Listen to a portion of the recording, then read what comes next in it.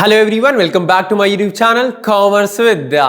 आज हम करने वाले हैं नेक्स्ट टॉपिक जिसका नाम है डिसीज्ड पार्टनर का कैपिटल अकाउंट कैसे बनाया जाता है। और जो आपने एक चीज बताई थी शेयर इन प्रॉफिट, हाँ जी मैंने बताई थी, उसकी कैलकुलेशन का बेस क्या है। इसके अलावा डिसीज्ड पार्टनर में कुछ भी इंपॉर्टेंट नहीं है, ये कैलकुलेशन ही सबसे ज्यादा डिफिकल्ट हो जाती है बच्चों के लिए कि डिसीज पार्टनर में सब कुछ वो डाल देते हैं लेकिन ये चीज गलत डाल के आते हैं।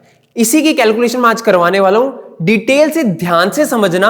अगर आपने मेरी लास्ट वीडियो नहीं देखी है तो डेथ वाली पहले लास्ट वीडियो देख के आओ, डेथ ऑफ अ पार्टनर, उसके बाद अब ये वीडियो देखना, आपको अच्छे से और क्लैरिटी मिल जाएगी। ठीक है, चलो आज की वीडियो को शुरू करते हैं। इसमें है डिसीज्ड पार्टनर्स कैपिटल अकाउंट कि इसमें क्या क्या चीजें आती हैं, क्या क्या चीजें नहीं आती, सारा डिटेल में यहां पे मैं बताने वाला हूं कि क्या क्या चीजें हम इसमें डालेंगे और कैसे डालेंगे, कहां डालेंगे। क्या सर इसमें सिर्फ डिसीज्ड पार्टनर का कैपिटल अकाउंट ही पूछा जाएगा? बिल्कुल, आपसे ज्यादा डिटेल नहीं पूछी जाएगी कि सबका अकाउंट बनाओ। 99% चांस है कि आपको सिर्फ बोला जाएगा डिसीज्ड पार्टनर का कैपिटल अकाउंट बनाओ। ठीक है, सबसे पहले कैपिटल अकाउंट है। कैपिटल मेरी लायबिलिटी होती है, इसका opening balance by side, by balance brought down, यहां पे आप डाल दोगे सबसे पहले तो बैलेंस। डिसीज्ड पार्टनर का जैसे ही आया सबसे पहले तो डाल दिया बैलेंस। उसके बाद क्या डालना है?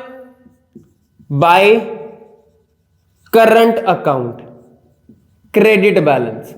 अगर कोई करंट अकाउंट है उसका क्रेडिट बैलेंस दिया है वो भी क्रेडिट डालोगे, अगर उसका डेबिट बैलेंस दिया है तो यहां डालोगे। दोनों में से एक आएगा, या तो क्रेडिट बैलेंस या तो डेबिट बैलेंस, या दोनों ही नहीं होंगे, डिपेंड करेगा। पहले तो सबसे पहले बैलेंस, उसका हमेशा आपको पता है कि कैपिटल का बैलेंस दिया होता है। फिर हम डालेंगे बाय करंट अकाउंट क्रेडिट, जो क्रेडिट का बैलेंस होगा, टू करंट अकाउंट डेबिट का बैलेंस। अब आएगा यहां पे बाय रिवैल्यूएशन अकाउंट। इसमें होगा अगर रिवैल्यूएशन का प्रॉफिट है उसमें कितना हिस्सा है। सिर्फ और सिर्फ पूरा प्रॉफिट मत डाल देना यहां पे सिर्फ जो उसका हिस्सा बनता है। मान लो ए बी सी तीन पार्टनर थे, 1:1:1 थी। सी की डेथ होगी बेचारे की, 30,000 रुपया प्रॉफिट था, तो डिवाइडेड बाय 3 करना है, यहां 10,000 प्रॉफिट आएगा, 30 मत डाल देना। जितना प्रॉफिट में उसका शेयर बनता है उतना ही प्रॉफिट आप डालोगे। ठीक है, बाय रिवैल्यूएशन प्रॉफिट। यहां पे क्या आ सकता है? Revaluation loss. किसकी जगह पे? प्रॉफिट की जगह पे, कुछ भी हो सकता दोनों में। अब by profit and loss. Sir ये क्या प्रॉफिट एंड लॉस अकाउंट है? ये है हमारा प्रॉफिट। अगर ऑलरेडी बैलेंस शीट में कोई प्रॉफिट पड़ा है उसका क्या करना है? उसका हिस्सा है भाई डेथ वाले का, दे दो उसका हिस्सा। अगर कोई लॉस पड़ा है अंदर, वो कहां जाएगा? वो टू साइड आ जाएगा सर, वो लॉस टू साइड आ जाएगा। हम यहां पे डाल देंगे कि इस बंदे का इतना लॉस है।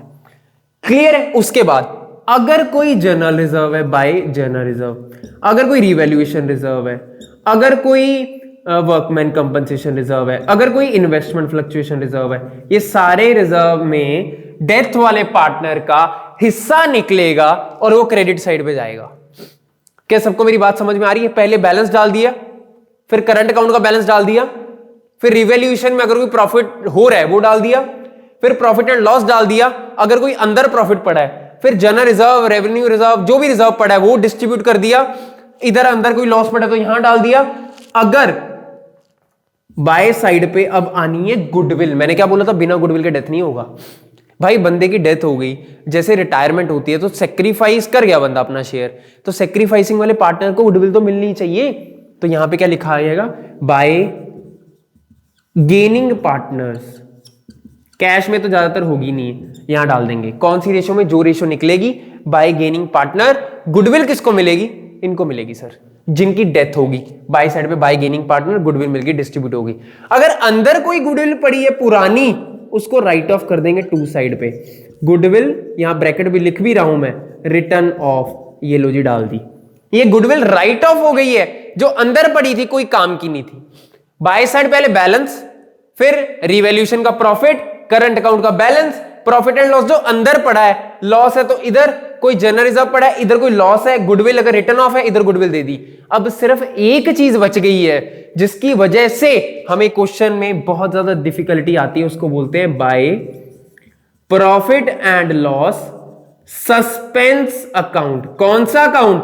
Suspense account. इसका मतलब क्या है? इसका मतलब है टिल डेथ तक का प्रॉफिट, टिल डेथ। और ये इधर भी आ सकता है, to profit and loss suspense account, ये लॉस होगा फिर टिल डेथ। टिल डेथ तक का लॉस भी हो सकता है, टिल डेथ तक का प्रॉफिट भी हो सकता है। हमें ये निकालना है, इसी की कैलकुलेशन मेन है। पहले देखो आपको फॉर्मेट समझ में आ गया। इसके अलावा ना कोई चीज आती है ना ही कोई चीज आएगी, घुमा फिरा के यही सारी चीजें आएंगी जो मैंने बोर्ड पे लिखी हैं। प्रॉफिट आ गया उधर, लॉस आ गया इधर, कोई एसेट ले गया इधर। कई बार ऐसा भी हो सकता है कि लीगल हायर ने कोई पहले एसेट लिया, उसका कोई ट्रांजैक्शन, कुछ भी हो सकता है। जो भी देना है पार्टनर को क्रेडिट साइड, जो भी उससे लेना है डेबिट साइड। ये लॉजिक लगाना है, जो भी उसको देना है क्रेडिट साइड, जो भी उससे लेना है डेबिट साइड। क्लियर है? प्रॉफिट देना है क्रेडिट, लॉस लेना है डेबिट, उससे पैसे लेने हैं। रिजर्व देना है क्रेडिट, गुडविल देनी है क्रेडिट, क्रेडिट बैलेंस है वो तो ऑलवेज क्रेडिट ही होगा। ये हमारा डिसीज्ड पार्टनर का कैपिटल अकाउंट है जिसमें हम बैलेंस निकालेंगे। यहां पे आएगा बैलेंस और ये निकलेगा टू एग्जीक्यूटर अकाउंट। इसकी पेमेंट एग्जीक्यूटर को होगी। कैसे होगी पेमेंट? दो तरीके से। पहला तरीका होता है लमसम, चक भाई हमारे पास पैसे थे, पार्टनर के पास सारा का सारा पैसा दे दिया।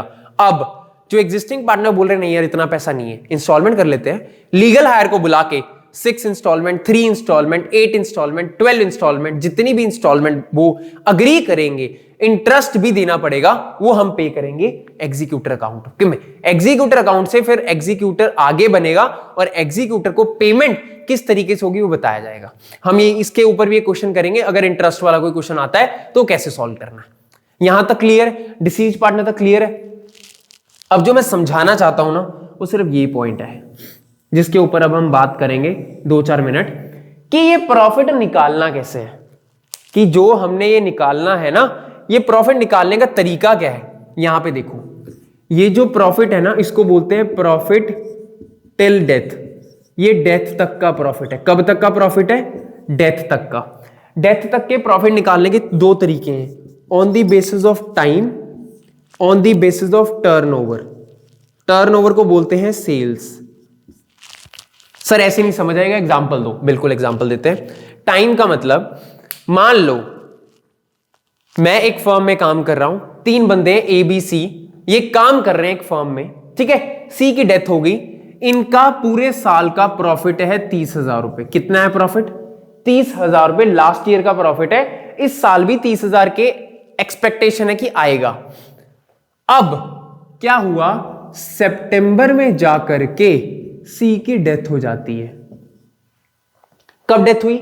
सितंबर में। अप्रैल से ईयर स्टार्ट है, अप्रैल, मई, जून, जुलाई, अगस्त, सितंबर, 6 महीने का प्रॉफिट नहीं देना बनता क्या उसको?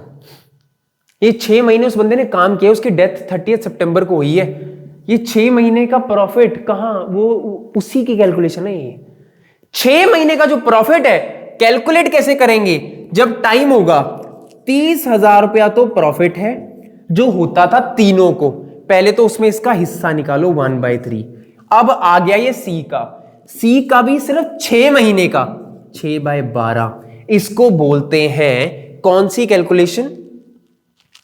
काटोगे तो कट जाएगा यहां पे, इंटू 6/12 यहां पे काट के देखते हैं। ये लो, ठीक है, ये लो 2, ये लो 6, ये लो 5, तो 5,000 रुपए ना इस बंदे का प्रॉफिट आ रहा है जो यहां आएगा।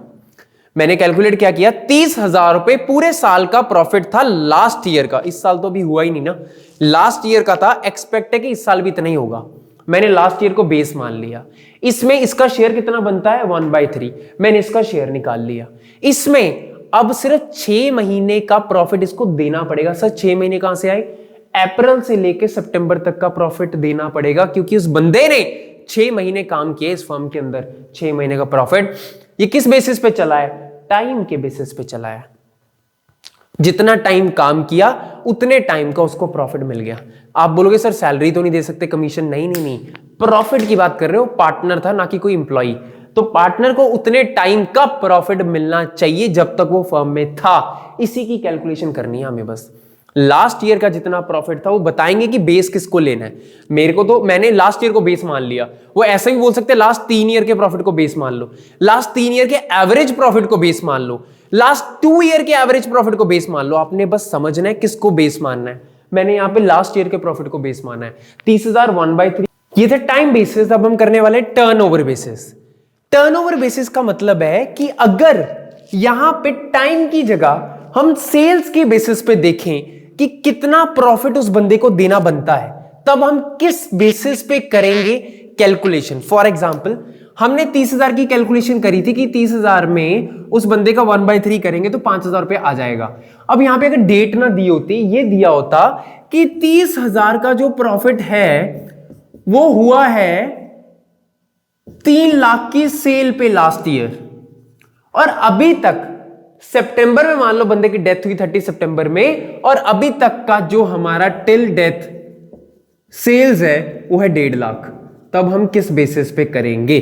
तो हम कैलकुलेट करेंगे, इसका फॉर्मूला लिखना चाहते हो लिख लो, profit divided by total sales multiply sales till death. ये हमारा कैलकुलेट करने का तरीका है, प्रॉफिट टिल डेथ। जो किसको मिलना है? यहां पे आना है। ये इस तरीके से कैलकुलेट होगा, profit divided by total sales multiply sales till death. तो हम 30,000 है divided by 30,000 divided by 3 lakh पे है, मल्टीप्लाई सेल तक डेथ तक उसकी सेल 1 लाख। ये देखो 15,000 रुपए आ गया, 15,000 डाल देंगे। अगर हमने 30,000 का निकाला था on the basis of time तो 5,000 आ रहा था, टर्नओवर के बेसिस पे देखो 15,000 आ रहा है। मतलब कि डिपेंड करेगा कंपनी को किस बेसिस पे करना है। कंपनी टर्नओवर बेस कब करती है? जब उसको ये लग रहा है कि बंदे की जो डेथ हुई है ना वो तब हुई है जब उसने अपना सारा सेल्स का काम कर दिया था, उसने प्रॉपर एफर्ट लगा दिए थे, लगाने के बाद अब उसकी सेल कुछ भी पेंडिंग नहीं है, प्रॉफिट हमारे पास ऑलरेडी हो चुका है, तब कंपनी टर्नओवर बेसिस पे जाती है, नहीं तो टाइम बेसिस पे जाती है। ये आपको चेक करना पड़ेगा किस बेसिस पे करना है। आपको मेंशन होगा टाइम तो टाइम बेसिस से करेंगे, आपको मेंशन होगा सेल्स टर्नओवर तो आप टर्नओवर बेसिस पे करोगे। फॉर्मूला मैंने आपको बता दिया, profit divided by total sales into sales till death. ये सारा चीजें हमने इस तरीके से प्लान करनी है। Am I clear? ये सारा हमारा डिसीज्ड पार्टनर का कैपिटल अकाउंट था, जिसमें हमने डिटेल में पढ़ा कैसे कैसे डिसीज्ड पार्टनर कैपिटल अकाउंट को बनाते हैं, क्या आइटम्स डालते हैं, और सबसे इंपॉर्टेंट चीज है profit and loss suspense account, जो कि on the basis of time और on the basis of turnover हम देंगे पार्टनर को जिसकी डेथ हो रही है। ठीक है, चलो thank you everyone, stay connected with commerce Vidya. अगर कोई भी प्रॉब्लम आ रही है किसी को, do let me know, text करके बता सकते हो, व्हाट्सएप कर सकते हो, इंस्टाग्राम कर सकते हो, वेबसाइट पे जा सकते हो, यूट्यूब पे बता सकते हो, इतने ऑप्शंस आपके लिए। फिर भी अगर मार्क्स कट रहे हैं ना, तो देखो ये आपकी गलती है।